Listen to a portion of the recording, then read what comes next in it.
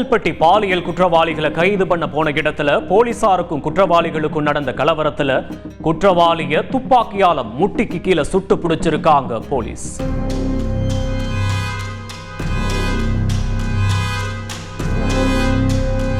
தூத்துக்குடி அரசு மருத்துவமனையின் பொது மருத்துவ பிரிவு சம்பவத்தன்று காவலர்களின் கட்டுப்பாட்டுக்குள் இருந்தது.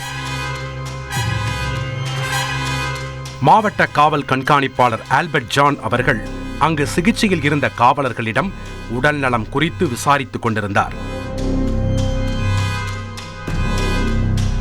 அவர்களின் இந்த நிலைமைக்கு காரணமானவரும் அதே வார்டில்தான் சிகிச்சை பெற்றுக் கொண்டிருந்தார். நடந்தது ஒரு படுபயங்கர துப்பாக்கிச் சூடு. சுட்டு பிடிக்கப்பட்டவர் மாரி செல்வம். இவர் மேல் அந்த பகுதியில் உள்ள காவல் நிலையங்களில் 5க்கும் மேற்பட்ட குற்ற வழக்குகள் நிலுவையில் உள்ளன. ஆனால் அவை அனைத்தும் இவருக்கு மட்டும் சொந்தமில்லை.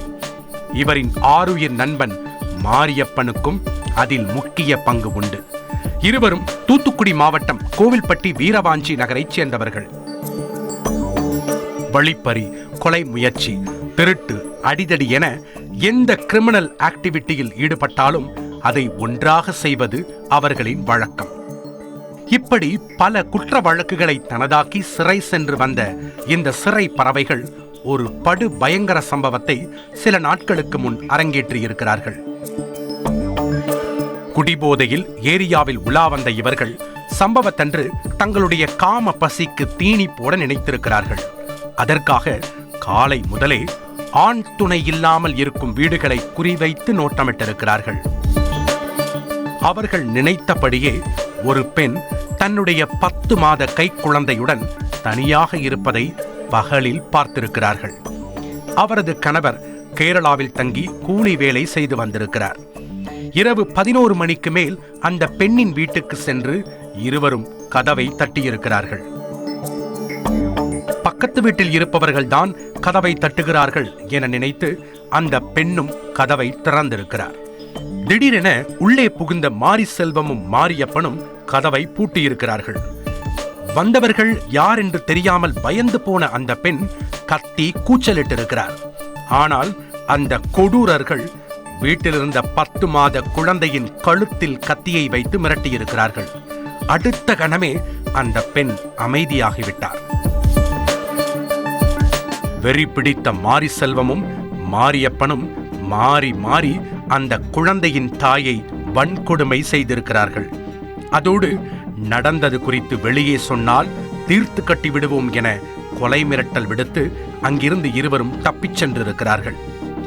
உயிருக்கு பயந்து எத்தனை நாட்கள் தான் அந்த கொடூரத்தை மனதிற்குள்ளே வைத்திருக்க முடியும் என முடிவெடுத்த அந்த பெண்மணி நடந்த சம்பவம் குறித்து கேரளாவில் வேலை பார்க்கும் தன்னுடைய கணவரிடம் சொல்லி அழுதிருக்கிறார். உடனே ஊருக்கு வந்த அவர் மனைவி பிள்ளைகளை அழைத்துக் கொண்டு அனைத்து மகளிர் காவல் நிலையத்தில் புகார் கொடுத்திருக்கிறார். இந்த புகாரின் பேரில் வழக்கு பதிவு செய்த போலீசார் விசாரணையை தொடங்கிய போதுதான் இந்த கொடூரத்தை செய்தது மாரியப்பனும் அவரின் நண்பர் மாரிச்செல்வமும் என்பதும் தெரிய வந்திருக்கிறது. இருவரையும் கைது செய்வதற்காக அவர்கள் ஒன்றாக மது குடிக்கும் வீரவாஞ்சி நகர் மலைப்பகுதிக்கு காவல்துறையினர் சென்றிருக்கிறார்கள். காவலர்கள் வருவதை பார்த்த இருவரும் தப்பி ஓடியிருக்கிறார்கள். மாரியப்பன் தடுக்கி விழுந்ததில் கால் உடைந்திருக்கிறது. ஆனால் மாரிச்செல்வம் தொடர்ந்து ஓடியிருக்கிறார். புதுக்கோட்டை ஏரல் அருகே போலீசார் அவரை மடக்கி பிடித்திருக்கிறார்கள். மாரிச்செல்வம் மறைத்து வைத்திருந்த அரிவாளால் போலீசாரின் கைகளை பதம் பார்த்திருக்கிறார்.